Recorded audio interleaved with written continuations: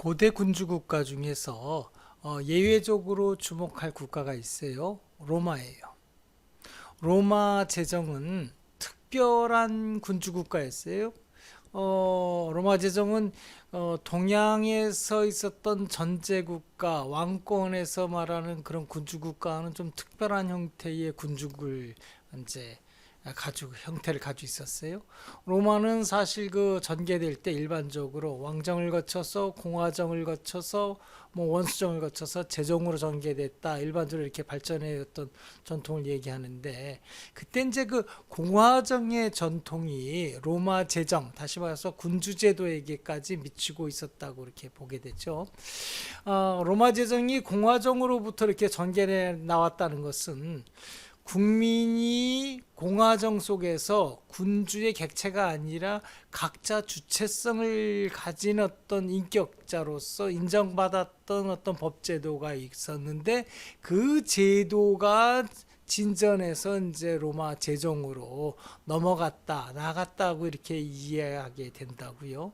오늘날 우리가 말하는 나의 것, 내가 주체라는 생각, 그리고 내가 가지고 있는 어떤 신체, 정신, 또 물건에 대해서 나의 것이라는 어떤 권리의식이 확보된 상태에서 제정, 로마 제정, 다시 말해 군주제로 넘어갔다 이렇게 보는 거예요. 그래서 제정 속에서도 로마는 각자 나의 것에 대한 의식을 가지고 있었고, 그것을 서로가 존중하는 거죠. 국가가 그것을 보호하는 것이 아니라 서로가 서로의 각자의 것을 존중하고 그것을 각자 거래하는 법 질서를 어떤 나름대로 관습법으로, 국가가 그렇게 만들어준 게 아니라 관습적인 질서로서 이제 유지했고, 그런 어떤 질서가 현재까지도 남아 있어서 로마 멸망 이후에도 그 나의 것 관념이 남아서 그것이 이제 중세 또 근대를 거쳐서 그것이 유럽을 거쳐 또 전 세계로 퍼져서 오늘날 이제 모든 국가가 개인 대 개인이 법률 관계를 갖는 사법 관계를 법률 관계로서 이제 확립하게 되는 기초가 되죠. 이런 점에서 볼 때 오늘날의 어떤 그 사법에서의 권리 개념, 내 거야 라고 하는 권리 개념, 다른 사람한테 너 침해했으니까 손해배상해, 내 거니까 돌려줘 라고 다른 사람한테 직접 얘기할 수 있는 그런 어떤 권리 개념이 이제 로마에서 이제 확립됐다는 점에서 로마의 권리 개념 형성이 어떻게 됐는지 잠깐 좀 살펴볼게요. 원래 로마는 이제 BC 600년경 이제 왕이 다스리는 이제 왕정 국가였죠. 도시 국가였는데, 이제 다른 이제 군주 체제하고 좀 다른 게 뭐냐면은, 이 당시에 이제 사회가 이제 귀족과 평민으로 나눠져 있었지만, 이들 두 계급의 주민들이 각자 뭐냐면은 기본적으로 나의 것이라는 어떤 그런 관념들, 주체성을 각자 유지하고 있었다라는 거예요. 귀족은 사권으로서 뭐 사유권과 그다음에 통혼권, 결혼할 수 있는 통혼권을 가지고 있었고, 또 공권으로서는 선거권과 피선거권을 가지고 있다라고 얘기하고요.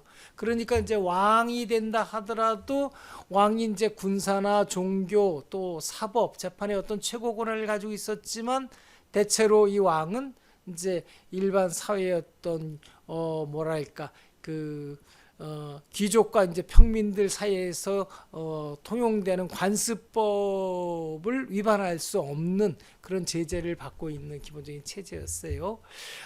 그런 의미에서 볼 때 로마 이제 역사를 읽어보면 이제 귀족들이 모인 어떤 원로원이 왕의 어떤 그 권한 행사를 규율하게 되고 규제하게 되고, 때로는 왕이 관습법 위반을 했다고 해서 왕을 처벌까지도 할 수 있는 권한을 행사하는 걸 볼 수 있어요.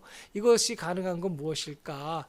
귀족과 평민이 각자 나의 것에 대한 어떤 권리의식, 이런 것들을 갖고 있었고, 그거를 전제로 해서 로마에서는 이제 군주 체제가 이제 확립됐다라고 이렇게 볼 수 있겠죠. 이것이 이제 동양의 군주 체제하고는 좀 다르죠. 동양에서는 국가 모든 땅, 모든 사람이 다 군주의 것이야 라고 이제 이런 데서 시작하는데, 로마는 그것이 좀 달랐다라고 볼 수 있어요.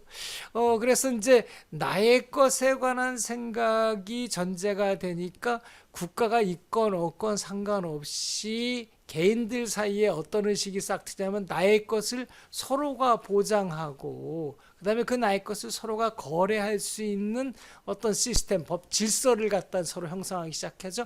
관습법으로 이제 형성하게 돼요. 이렇게 개인 대 개인이 법률 관계를 갖는 것, 이걸 이제 사법이라고 그러니까 그런 의미에서 볼 때 로마에서는 사법이 국가 왕이 군주가 결정하는 공법과 달리 별도로 사법이 이제 발달하는 이런 모습을 볼 수 있게 돼요.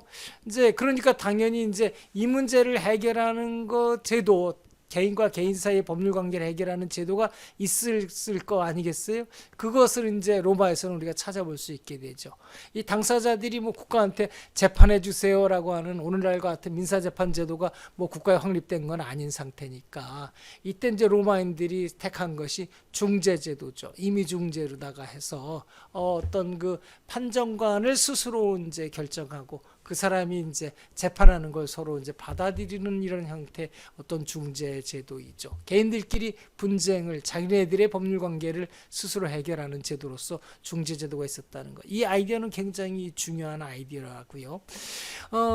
여기 역사적을 보게 되면 12표법이죠. BC 451년에서 450년 경우에 12표법이 제정되기 그 이후에는 당사자들이 합의한 어떤 심판인을 정하고요.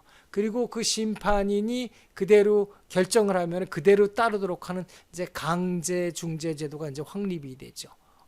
이것이 이제 강제 중재 제도가 확립됐다는 것 자체는 이미 벌써 사인들 사이에서 서로 권리 의무 관계가 이미 확립됐다는 걸 뜻하고요. 이건 또 뭘 뜻하느냐? 국가가 또 함부로 그걸 갖다 다스릴 수 없다는 걸 뜻한다고요. 그런 의미에서 볼 때 이렇게 공화정에서 확립된 이런 제도들을 이제 제정이 되면서 그것을 갖다 이제 국가 어떤 제도로다가 이제 좀 편입하는 과정이 좀 있죠. 아무튼 이렇게 로마에서는 다른 군주제하고 달리 사법이 이제 그 법질서의 한 분야로 이제 자리를 잡게 되고요. 우리가 로마법이라고 하면은 대부분 사법을 얘기하는 그런 현상이 되게 되죠.